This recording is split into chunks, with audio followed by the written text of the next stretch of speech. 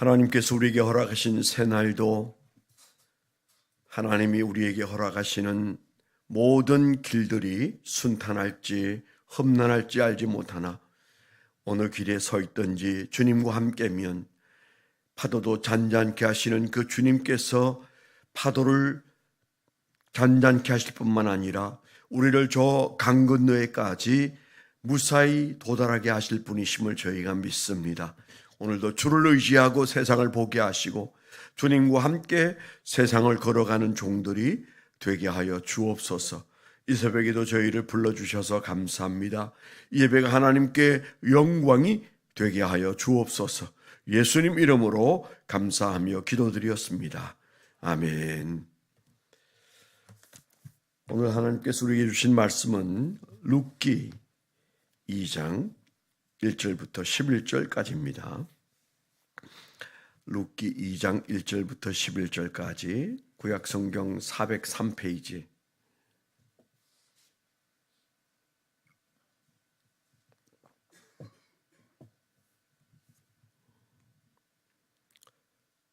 룻기 2장 1절로 11페이지 11절 2장 1절로 11절 우리 교독해서 같이 읽겠습니다.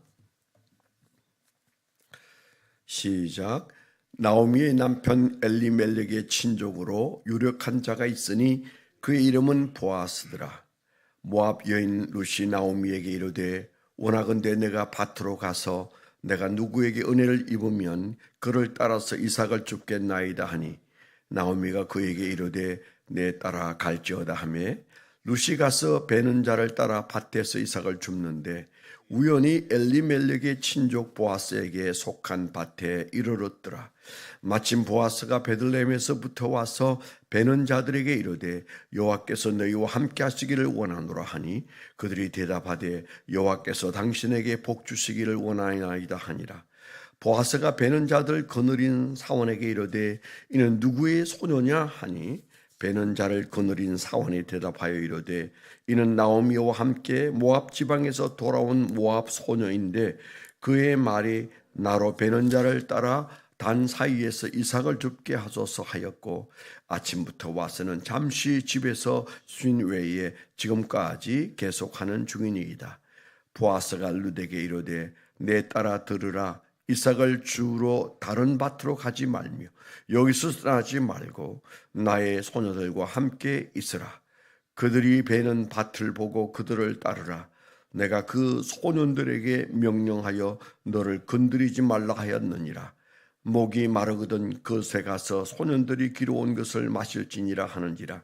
룻이 엎드려 얼굴을 땅에 대고 절하며 그에게 이르되 나는 이방 여인이거늘 당신이 어찌하여 내게 은혜를 베푸시며 나를 볼도오시나이까 하니 보아스가 그에게 대답하여 이르되 내 남편이 죽은 후로 내가 시어머니에게 행한 모든 것과 내 부모와 고국을 떠나 전에 알지 못하던 백성에게로 온 일이 내게 분명히 알려졌느니라.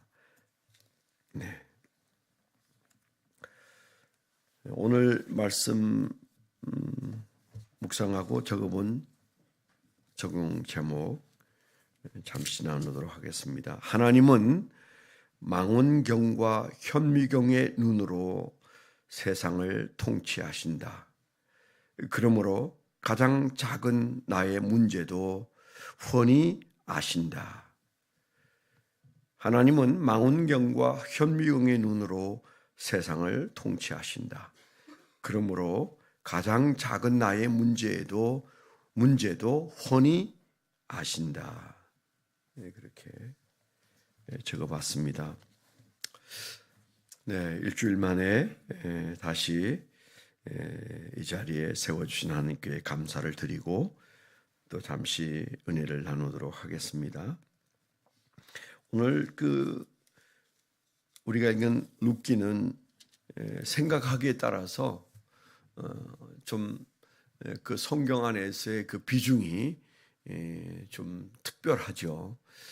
그러니까 구약 성경만 놓고 보는 이스라엘 사람들도 룻기가 이 성경 안에 들어온 것에 대해서 굉장히 의아해하는 학자들도 많이 있었다고 합니다.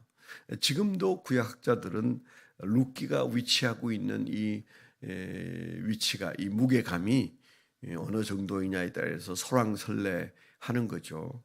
뭐 불과 몇 장 되지 않은 이 룻기에 대해서 아니 왜 웬 작은 가정사가 거기에 들어왔느냐? 그저 한 시련을 겪는 불행한 이방 여인의 얘기가 여기에 있다는 것이 합당한 것이냐? 이제 이렇게 생각하는 구약학자들이나 또 이스라엘 사람들이 가지고 있는 생각, 그런 생각을 가지고 있는 대신에 이 책은 비록 아주 짧은 말씀이지만은 바로 다윗 왕의 정조모로서의 룻이라는 한 여인, 이방 여인이지만 다윗이라는 한 걸출한 하나님의 일꾼을 배출한 사람이다. 그래서 다윗 때문에 쓰여졌을 것이다. 이제 이렇게 보는 사람들은 이 성경은 굉장히 중요한 그 링크의 역할을 한다. 이렇게 보는 거죠. 어떻습니까? 우리는 어떻게 볼까요? 그 정도가 아니죠. 마태복음 1장 5절 이하를 보면 어마어마한 얘기가 등장하지 않습니까? 예수님의 역사적 계보를, 족보를 말하는 가운데 다윗 정도가 아니고 예수 그리스도를 말하면서 거기에 떡하니 등장하는 이 룻이란 여인, 다윗의 정조모이지만 사실은 예수님께서 이 세상에 육신을 입고 오시는 데 있어서 아주 중요한 그 계보를 이루는 한 중심의 이 여인이 등장한다는 측면에서 우리가 기독교인들이 성경을 해석할 때 구약을 믿는 이스라엘 백성들의 그 룻기에 대한 이해보다 훨씬 더 큰 충격을 받고 이해를 갖는 부분이 바로 룻기다. 그렇게 말할 수 있는 거죠. 다윗 한 사람 보고 다윗 때문에 거기에 들어가 있구나 이렇게 생각하는 사람보다 다윗을 거쳐서 예수 그리스도에 이르기까지 하나님이 준비하신 계보를 말씀하시는 가운데 이 모함 여인이 들어있다. 이제 이렇게 볼 때 어마어마한 거죠. 그래서 신약을 그 이스라엘 그 유대교인들이 신약까지 이해하면 얼마나 놀랄까 그런 생각이 아침에 좀 들기는 합니다. 오늘 이 말씀이 사실은 참 그 불행했던 한 여인, 그 나옴이라는 한 여인이 남편과 자식을 다 잃고 그리고 다시 이스라엘 땅으로 돌아오는 그 얘기가 사실은 뭐 가정사로 말한다면 그만한 문제가 그 시대 일상 다반사였을 것 같은데 그런데 그 얘기가 거기에 딱 들어가 있습니다. 또 이스라엘 사람들의 생리상 이방 여인에 관한 얘기, 룻에 관한 얘기, 모함 여인에 관한 얘기를 그렇게 하고 싶지는 않았을 텐데 하나님께서 여기에 버젓이 성경으로 들어가 있게 하신 것은 우리가 아는 그런 어떤 한 가정사를 그저 한 불행한 가정이 어떻게 행복해졌다 그 얘기를 하려는 게 아니고 하나님이 어떻게 역사하시는가 그걸 이제 보게 하시는 거죠.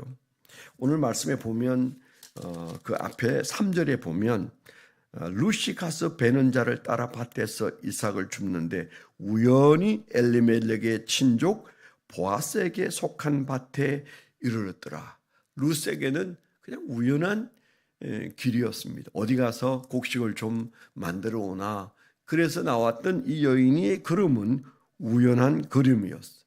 그런데 그 4절에는 또 어떤 단어가 나옵니까? 마침 보아스가 베들레헴에서부터 와서 이제 그 자기의 그 타작마당을 관리하기 위해서 베들레헴에서 떡집인 베들레헴에서 예수님이 태어나신 베들레헴에서 와서 그 베는 자들을 격려하고 또 그 눈에 들어오는 한 여인을 보게 되었는데 그게 뭐예요? 마침이라는 그런 내용이 나옵니다. 그래서 여기 우연과 마침,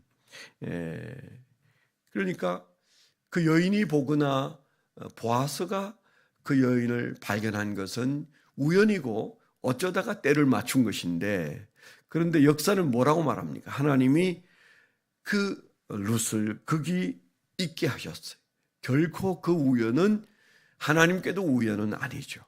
그냥 지멋대로 돌아가는 세상 역사 속에 있는 것이 아니고 아주 초라한 삶이 절망 가운데 있는, 어떻게 살아야 하나, 한 끼 식사를 어떻게 해결해야 되나라고 하는 이삭 줍는 한 여인의 우연의 발걸음은 하나님에게서는 필연의 발걸음이었고, 그리고 그게 나타난 보아서도 우연히 나타났지만은 어쩌다 그의 눈에 이 여인이 띄었지만은, 그러나 하나님은 그렇게 마침이라는 말씀과 함께 거기에 보아스를 보내어서 만나게 하신 거잖아요. 그리고 그 뒤에 보면 이제 보아스가 아는지 모르지만 이런 말을 합니다. 그 룻에게 뭐라고 말합니까? 11절에 보아스가 그에게 대답하여 이르되 내 남편이 죽은 후 내가 시어머니에게 한 모든 것과 내 부모와 고국을 떠나 전에 알지 못하던 백성에게로 온 일이 내게 분명히 알려졌느니라. 그래서 이 보아스는 이 여인의 문제를 이제 알고 이 여인에게 다가가서 은혜를 베푼 사실이 거기에 등장하고, 그 다음에 다른 데 이제는 가지 마라, 여기에 있으라, 그렇게 말하는, 다른 데로 갔다가 모든 것을 잃고 돌아온 나오미의 며느리에게 이제는 다른 데로 가지 마라, 여기에 있으라, 그렇게 말했잖아요. 보아스가 우리는 예수 그리스도다, 우리가 그렇게 상징적으로 이해를 합니다. 오늘 저는 이 말씀을 보면서 하나님은 그런 분이시다, 하나님은 이 세상을 통치할 때 한눈으로 세상 역사 전체를 보고 계시는 망원경적 눈을 가지고 계시지만, 삶이 실패하고 고달파하는 한 여인의 그 하루 끼니를 해결하지 못해서 허덕이는 저 밭에 서 있는 이삭 줍는 한 여인에게도 하나님은 가까이 다가가 보시고 그 여인에게 있는 우연이 마침 그때 나타나게 하는 보아스와 연결시키시는 하나님의 모습, 그래서 장차 다윗의 정조모가 되고, 그리고 더 크게는 예수님이 계획하신 예수의 족보 속에서 이방 여인으로 등장하는 모습을 보여주잖아요. 그러니까 하나님은 우리가 생각할 때 종종 하나님에 대하여 우리가 실패하거나 실수하는 일들이 뭔가 하면, 하나님은 우리 문제에 대해서 관심을 가질 만큼 그렇게 사소한 일에 관심이 있으시겠는가? 어떻게 내 같은 인생에, 죄 많은 내가 살아가는 인생에 하나님이 내 인생에 개입하시겠는가? 그렇게 생각합니다. 그러나 오늘 말씀은 우리에게 뭘 말합니까? 지금 이 나오미와 룻의 인생에 깊이 개입하고 계시다. 사람들도 그들도 보기 어려운 그 여인의 운명에 하나님은 지금 우연과 마침이라는 단어로 가까이 다가오셨다, 그렇게 말할 수 있잖아요. 대단한 일이죠. 엄청난 일이죠. 오늘 아침에 이 말씀을 잠시 묵상하면서 생각난 게 있어요. 어느 날 우리 교회 이제 개척한 지 5년 됐을 때 명성교회 옆에 지금 그 자리입니다만은 그게 이제 3층짜리, 지하 1층 지상 3층짜리 건물을 저희가 구입하고 첫 번째 교회 건축을 하게 되었는데, 그리고 이제 한 층을 더 올려서 지하 1층 지상 4층짜리 건물을 우리가 하얀 그 리모델링을 해서 하얗게 만들어서 예쁘게 이제 교회를 시작했는데, 김천정 집사님이 어느 날 저한테 제안을 했어요. 내가 이제 여기에 좀 간판을 좀 하나 크게 벽에 붙였으면 좋겠는데 자리가 딱 이 자리다, 어떻게 했으면 좋겠냐 그랬더니 어느 날 이분이 시안을 가지고 왔어요. 목사님, 여기에다가 이렇게 하면 어떨까 싶습니다. 그러면서 저한테 제안한 글귀가 있어요. 지금 정확하게 그 글귀가 생각이 잘 안 나긴 하는데, 아름다운 교회는 당신의 문제를 해결하지 못할 만큼 작은 교회도 아니고 당신의 문제에 대해서 관심을 가지지 못할 만큼 큰 교회도 아닙니다. 작은 문제든 큰 문제든 가지고 오십시오. 그렇게 쓰면 어떻게 하느냐. 그래서 그 정말 좋다. 그래가지고 이제 그 글귀를 크게 벽면에 붙이는 큰 간판에 썼어요. 그래서 들어가며 보고 나가면서 보면서 그래, 우리 교회는 그렇게 작은 교회도 아니고 그렇게 큰 교회도 아니다. 하나님도 내 문제를 몰라라 할 만큼 크신 분도 아니고 내 문제를 해결하지 못할 만큼 작은 분도 아니시다. 이제 그런 마음을 가지면서 좋아했습니다. 오늘날 저희 3층 대문을 두들기는, 사택 대문을 두들기는 사람이 있어 문을 여니까 초등학교 5학년 아이 하나가, 남자아이 하나가 문을 두들겼어. 쭈삣쭈삣 하길래 어째 왔냐 그랬더니 하는 말이 간판 보고 왔대요. 이 교회는 자기의 작은 문제를 해결해 주지 못할 만큼 큰 문제가 아니라고 하는데 제 문제 좀 해결해 주세요. 그랬어요. 뭐냐 그랬더니 여기 좀 자고 가고 싶대요. 왜 그러냐 그랬더니 자기가 집을 가출했대요. 엄마가 없고 새엄마가 들어왔는데 집이 싫어서 나왔는데 여기 좀 자고 가게 해달라고. 그렇게 하마. 그래서 이제 그 아이를 자기하고 나중에 이제 구슬려서 너 아빠한테 연락 안 하면 걱정할 것 같은데 아빠 전화번호 좀 줄 수 있냐? 그랬더니 나중에 마음이 열려서 전화번호를 주었어요. 제가 전화했죠. 그랬더니 막 너무 놀라서 그 아버지가 달려와서 그 다음날에 와서 너무너무 고마워하면서 목사님, 제 아들이 집을 나가서 너무 놀랐는데 이렇게 연락을 주시고 잠도 재워주시고 그래서 감사합니다. 그리고는 이제 아이를 데리고 갔어요. 그리고는 그 다음 주일날 그 아이하고 아빠가 나타난 거예요. 다시 감사해서 인사하러 왔습니다. 그래서 인사하고 갔는데 아침에 뜬금없이 그게 생각났습니다.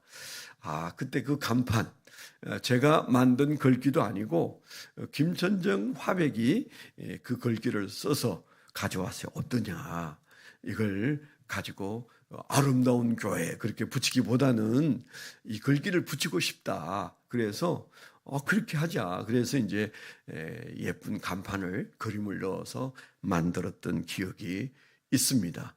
하나님은 그런 분이시다 하는 생각이 다시 났어요. 하나님은 우리의 문제를 거들떠보지 못할 만큼 역사를 주관하시는, 세계 역사의 시작부터 지금까지 주관하시느라고 나는 거들떠보기 어려운 수십억 인구 중에, 그것도 지구의 한 모퉁이에 있는 내 문제에 대해서 어떻게 하나님이 관심을 가지겠느냐. 우리가 이런 생각할 수 있잖아요. 그렇게 크신 분인가? 또 하나님은 내 문제 해결 못하더라. 내가 아무리 애걸복걸해도 하나님은 내 문제에 대해서 침묵하셨다. 하나님은 내 문제 해결할 만큼 능력이 없으시나 보다. 우리가 그렇게 생각할 수도 있잖아요. 그런데 그 하나님은 현미경으로 우리를 찬찬히 들여다보시고 가장 적절한 때에 우리를 위해서 나타나시는 분이신데 우리가 그 하나님에 대해서 그렇게 생각하지 않는가.